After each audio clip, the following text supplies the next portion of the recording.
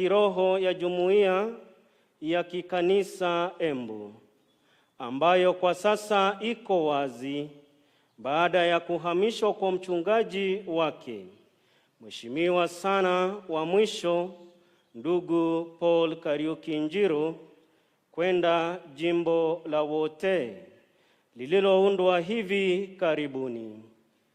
Jumuiya sasa inangoja mchungaji wake mpya na msimamizi wa maisha ya jimbo. Kazi hii, mwana mpendwa, tumeamua tukukabidhi wewe, ambaye uliyejaliwa kuwa na sifa adhimu na pambo la karama za kiroho na za kibinadamu. Baada ya kuthibitishwa katika kuandamana na wafungwa, unaonekana kwetu kuwa wa kufaa kazi hizi za uchungaji.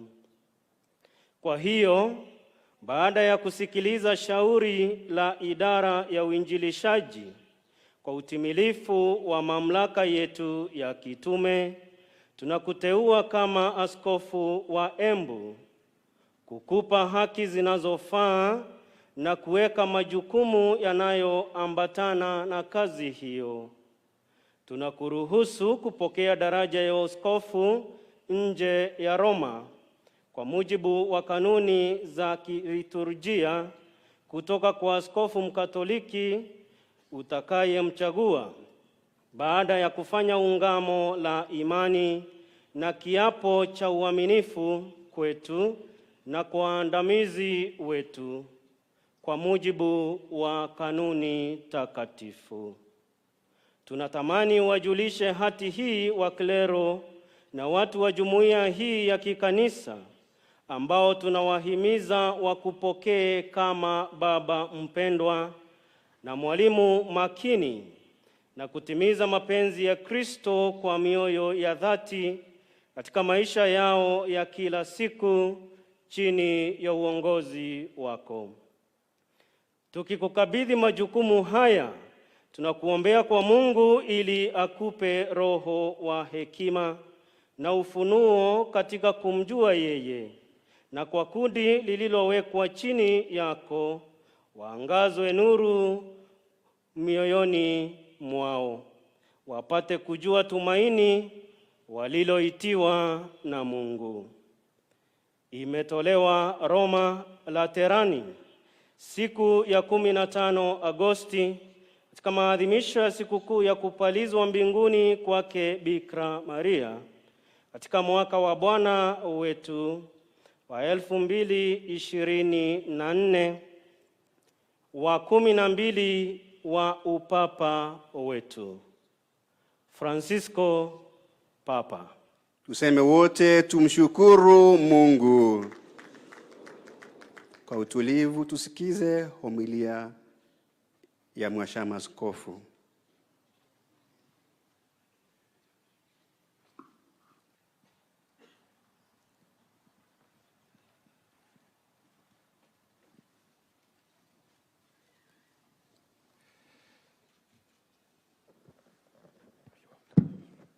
The Papal Bull, as it was read this morning, as you understood, is written in Latin, and it comes from Rome. And it comes also in Latin to the nunciature. And so we have in one way or another to translate it, which is not always easy, though me, myself, and my secretary, Monsignor Luciano, are quite fluent in Latin, and Monsignor Luciano even more than me, but sometimes we sit like a day on translating that Latin because it's not for a first-class student, first-year student. You need to have a bit of practice to do that. And so when I've heard it again read today, I was very consoled because I thought the way I struggle with Swahili, others struggle with Latin. So therefore, I feel a bit relaxed this morning. But we are not here to speak about Latin. Today, dear Monsignor Peter, we come because of you, because of this special day, as we are going to witness the Episcopal ordination of yet another Christian of the Church in Kenya. And I think that many of you know, and that was also here shown this morning, that Father Peter Kimani has been working for years as a chaplain in the prisons. He knows that world and its citizens inside out.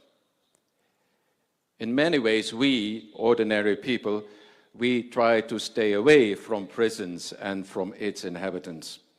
We even fear going there.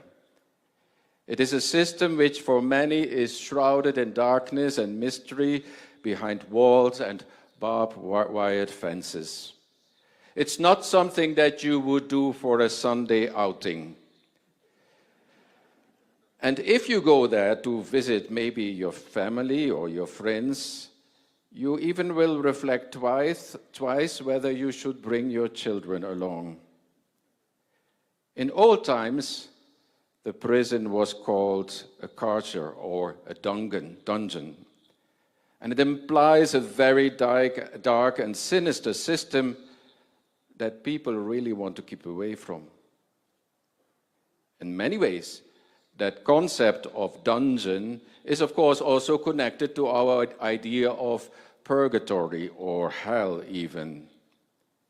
And let's face it, even if the prison is clean and provided with all kinds of facilities, a hell it remains. To be robbed of your freedom is always a difficult thing to accept. To be behind bars and in chains is not what the average person desires in his life. Father Peter Kimani comes from that kind of reality. He has worked there for many years, and he came to know the prisoners by name. He listened to their stories and came to understand their fear and frustrations. Yes, sure, some of the prisoners may have committed heinous crimes, but even they, the worst of criminals, have families, have children, have dreams, and even have good intentions. People can be murderers and rapists, but there are also many other things than that. That is what Peter Kimani came to know about those prisoners. He came to know those human stories about their pain and their suffering in the prison system. Peter worked so long in the prisons that his friends started to call him the prisoner, because it seemed he would never get out of there again. A lifelong sentence it was, so it seemed. The life of Peter Kimani, reminds me in a way of the life of St. Paul the Apostle. Actually, frankly speaking, I was a bit surprised that in the choice of the readings of today, that aspect was not highlighted. Paul calls himself a prisoner of Christ, and he speaks more than once of him being in chains for Christ. Peter Kimani, in many ways, is like St. Paul of Tarsus. Paul, you may not know it or you never realize it, Paul was imprisoned a lot. Clement of Rome, one of our saints, claims that Paul was 7 times behind bars. Paul himself says about himself that he suffered far more imprisonments than any of his rival apostles. And we, as Christians, as church, we have imagined many reasons why Paul was in prison. Because he was a philosopher. Maybe Paul was a political prisoner. Or Paul was just wrongfully accused. And Paul, the Roman citizen, had asked for a trial, and therefore he was taken to Rome to be there under house arrest. And finally, from there, he was executed. He was beheaded. Poor people, people without a stable residence, considered to be a public nuisance, bore the brunt of what we would call casual administrative violence, as well as short-term imprisonment under local magistrates who just want to keep the peace. We must accept that Paul inhabited, as it sometimes is called, Paul inhabited a whippable body, one that could be hit or be locked away by the local authorities without too much of noise, with impunity. You could imprison people very easily for some kind of vague accusation like disorderly conduct. Paul's treatment was the same for many in ancient Rome, especially if you were poor, homeless, or of an ethnic group that marked him as a part of an occupied people. Which is to say, Paul looked a lot like those who get over-policed and thrown into jail today, not only in Kenya, but all over the world. And even today, many of our judicial systems contribute to the same. Some of our people will be thrown into prison for relatively minor violations, while others, especially for crimes that involve more than 10 million shilling, or those who have powerful friends, they will never make it to prison. You might have committed a heinous crime, but you will be able to escape prison unscathed. There is a saying that the law is the same for everybody, but not everybody is the same for the law. The church of Philippi provided resources to Paul, wanted to be with Paul during and after his incarceration. They wanted to meet his physical needs. They brought him to eat. They brought him clothing. They became like a social safety net. And the Philippians in that time sent a man called Epaphroditus to Paul to make sure that he had the means of surviving behind bars. And they wrote letters back and forth with Paul while he was in prison in that time. And they even prepared a guest room for him when he was finally released. These basic forms of support, sending visitors into prison, writing letters, opening our homes to people getting out of prison, are still basic needs, basic tasks that are needed today. Father Peter Kimani was involved in all this, and he could explain it much better than me. By the way, Holy Scripture doesn't make any attempt to prove the innocence of Paul as he is in prison, but rather his incarceration becomes like a place of special intimacy with Christ. Paul himself never exhibits any evidence that he is being pressured to explain about why he had to go to prison. He himself says, "I do not feel any need to defend myself, to elaborate on my innocence, or make a case for his own exemplarity." Paul ended up a number of times in prison. We would call him nowadays a repeat offender. And one can imagine the magistrate hearing about his past incarcerations, that the magistrate would be inclined to impose on him again a prison term. As it is said, once you have been in prison, there is a high chance that you will return there again. In fact, the imprisonment of Paul was accepted by his friends and followers as a routine case. It happened to so many. There were people who saw his incarceration as a kind of way of maintaining social power. It was not so much about being guilty or being innocent, but you were a victim of the game between the powerful forces.